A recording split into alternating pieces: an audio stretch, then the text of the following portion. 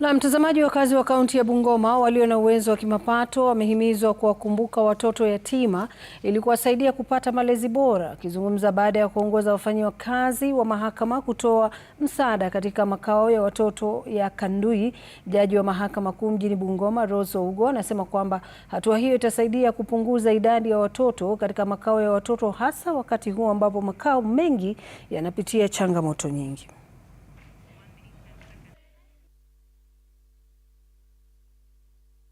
But one thing I'm pleading with the residents of Bungoma, this home has 150 children.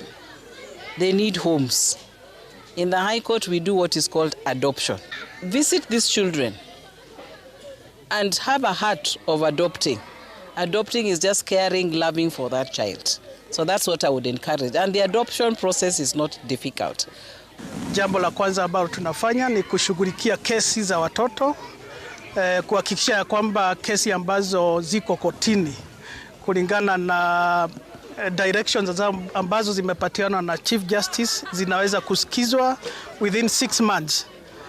Kesi zote za watoto zinapaswa kuwa zimesikizwa na kuwa determined. Our children need a support from the public, from everybody, because the grant we get from the government is not enough.